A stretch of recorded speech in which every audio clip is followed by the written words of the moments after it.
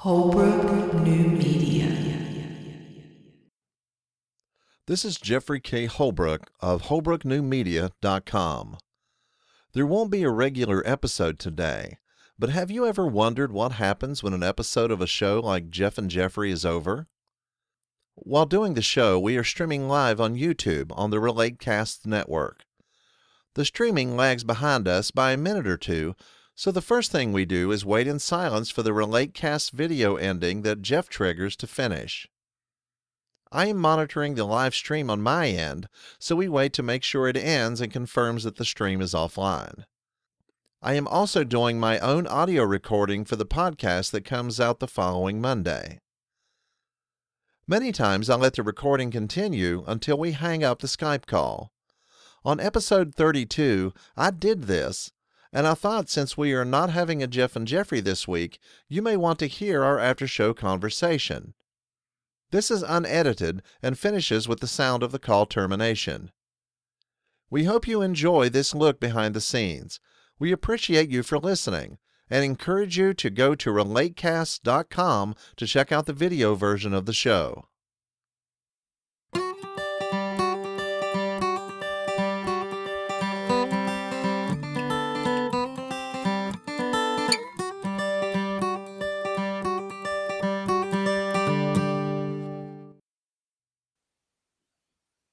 Should be finished now. Yay! Yeah, it's still finishing up, looks like. Doing the final shot. Oh, my thumb goes up. It's doing the exit outro, as it were. All right. Yeah, I always have to. I'm always the stream is offline. I always leave a few seconds of blank because I'm always scared that it's finished my end and it takes a few seconds to do that, because I know if you do it too quickly, you cut off the last few seconds. So I thought it's good to have a black screen. Yeah. On there as well. So yeah, on the first few seconds of the show, I sort of heard a little bit of myself back, but you must have turned the volume. Yeah. What happened was I had whenever I had the ready for the stream, and when you did another stream, it stayed black, and all of a sudden I realized about 5 minutes in that we were like, oh, okay, I didn't. So I did a refresh. And then it popped up. Oh, shoot. You know, so it's like, you see me over there doing this, and I got to fix something. Yeah, I can hear myself back a few seconds later, but I thought, oh, that's what it was. Yeah. Just say I'm gonna. I try not to look too panicked when stuff like that happens. I just try to fix it. That's right. Just put the picture of your face up and then move. Move out from behind it. Yeah. That's always good. That's right. What you ought to do. Have you got two screens there? Yes. Yeah, I have. I have a 21-inch screen. That's the main one with the camera mounted on it and all that. And then I've got a 15-inch that I'm watching the live stream on. I was just going to say, because what you could do is if you put another just a picture on that one, and then you could share your screen, and then that just switch over to it. You are. I thought, what's that? That's a dog coming up. I thought, what's that? I can hear noise, pitter-patter of little feet. I thought you were up here, mister. You're not? Come here. What? Come on, William. Come here. Come here. What's the matter? I've been ignoring it. He always gets upset. Oh. Where is? Let's see. Where's this one? Oh, no, that's where is it? This one. That's the right one. Come on, William. Can you see there? I can see the nose. Yeah, there you go. I see the eyes and the nose anyway. Yeah, that's a sweet dog. You get so upset, don't you? That get left alone and all that. He says nobody's paying any attention to me. He says I haven't had a biscuit for an hour. Upset. Our cat always runs in the kitchen. In the kitchen, we have a one of those old style school desks where at college where it's just a wooden chair, and then it's got this arm thing over here, where you can just write your stuff, just a little square on one edge of the desk and like that. Well, we have one of those sitting in the corner of the kitchen, and I take my lunchbox and set it on the seat of the thing, and the cat always comes in, jumps up on the desk and sits on my lunchbox and watches us while we're in there, because the treats are on the shelf right up above her. And so she sits there and looks at us, looks all pleasant and everything like that, and waiting for us to give her some treats. On this Saturday we did a tech down over, but Rick was having some problems because he upgraded his vMix and that, and so I couldn't see anything, and then he started and stopped it, and he was having sort of. So I think we only did about a 25-minute show. So. 27 minutes, and I can't remember how many because I watched that. Yeah. Yeah, but I don't know how it came across. It came out great. You guys were really. I meant to mention it, but we didn't get to the subject. But I meant to mention it. But you guys are really throwing all that information out there about those cameras, and I'm going to have to kind of get more educated on them because you guys are throwing out the different things about the different cameras and what they're doing. And again, I understand a lot of the terminology, but at the same time, there are so many advances, and I'm not familiar with the actual models you're talking about, but I know the mirrorless cameras are the big deal. The Panasonics and stuff. That one I was getting all excited about because we've been waiting for that one, and it's got all the things that we've been waiting for. Like my other one, it's got the flip screen, all the things, the dual memory cards, all the things that you want. But it's got few things, like it's a first camera that, like, when you do when you do video, always crops it by 1.3% crop.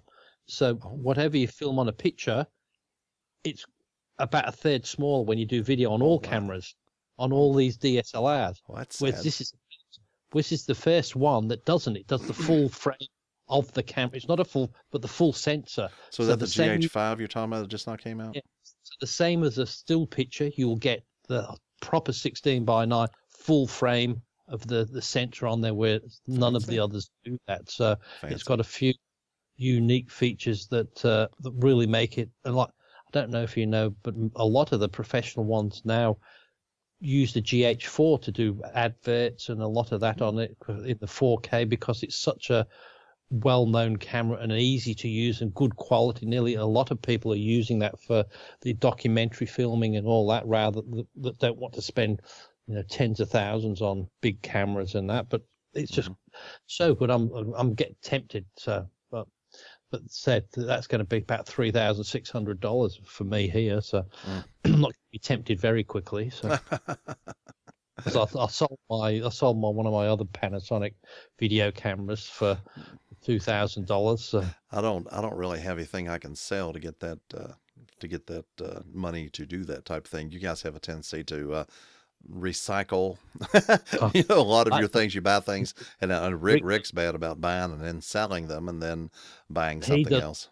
But Rick buys them and sells them before he's even opened the box. Oh wow! He bought the Ronin. Have you heard of the Ronin stabilizer thing? Oh, okay. It's a real good thing. It's the Ronin M. Yeah, never took it out of the box before he sold it. Never even put it on that. And he bought two Nikon D750s and only used one, but sold that. But they're a damn good camera on that. But I think the thing is, with the way he has to sort of invest in or else he gets stung with taxes. So it sounds like it wastes some of the time, but he has to. He does, use them in his business, but some of the times it's just a bit of fun. But if he doesn't spend that money, the government will just say, well, pay me it. Oh, exactly. No, yeah, they do. That's what he was telling me in some of our emails we were sending back and forth, was that he would not buy anywhere near the equipment, but he really needs to for the tax purposes. And it works a lot better for him if he does buy all those things, and then he can sell them later if he wants to or whatever. But yeah, it's a big tax deal. Now for me, it's just my own personal taxes, and I don't have a business or any kind of a deductions. I'm not even taking deductions. My house is paid down to the point to where what they call the standard deduction on the taxes is way better than what I could deduct from my house interest. And I don't have a business, so I'm doing way better. I'll just do a very standard type of a tax thing. Then again, that may change after I retire if I do get into doing something a little more businessy, I guess, because I'd actually have the time to do it. But like me, most of my equipment, that's the first camera I've ever sold.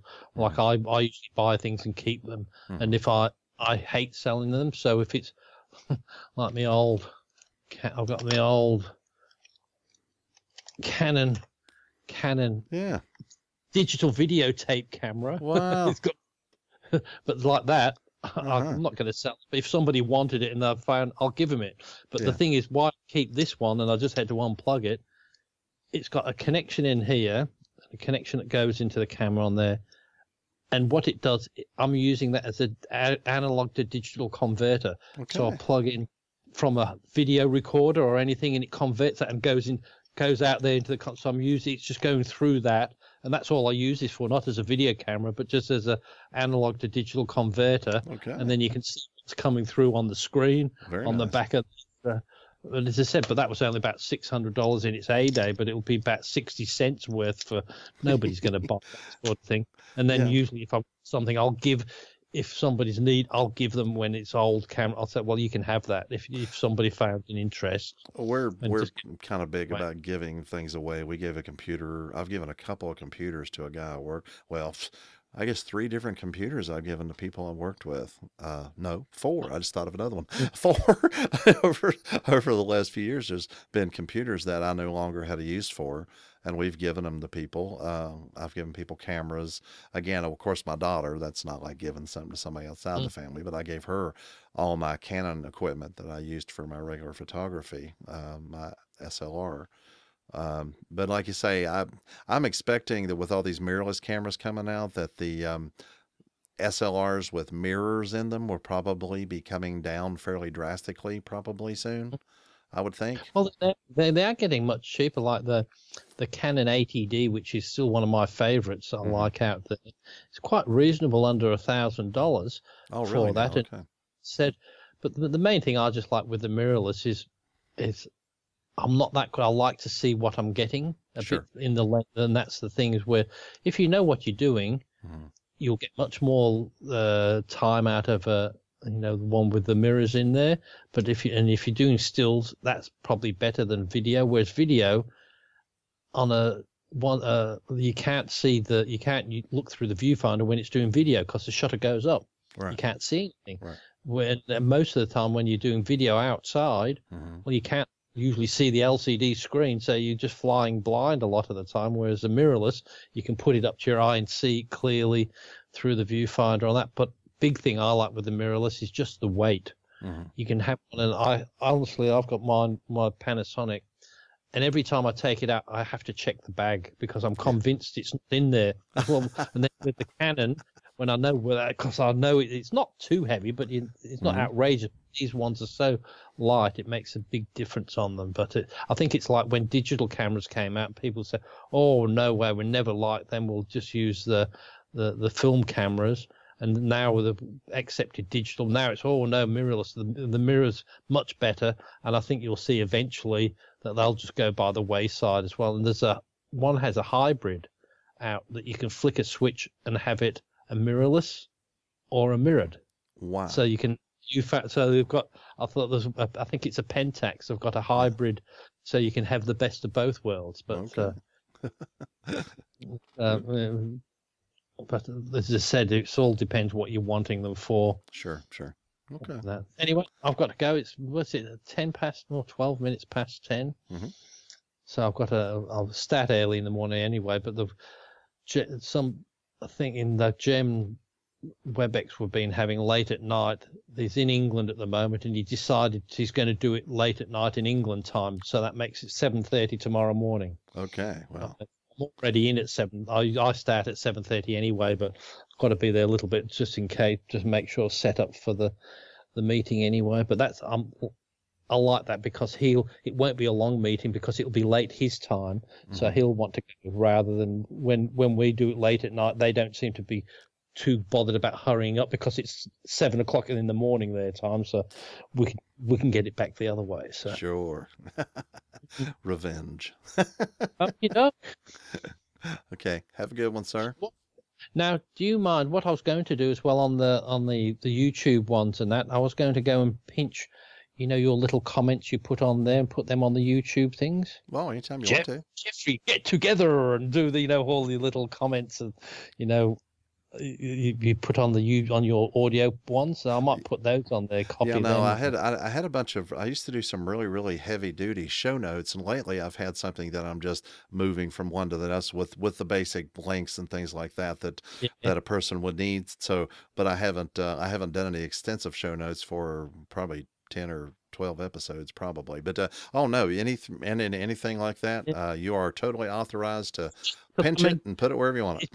It's the first 30 words or something, just to make it look so when they see just a description rather than Sure. two guys chat together each week, and so we can put those ones in, and I might do that as well. So yeah, like I say. okay. Well, thanks again. Oh, same I things. hate hanging up, so it's always we'll look forward to seeing you and talking to you next week. Okay, looking forward to it. Bye for now. Goodbye.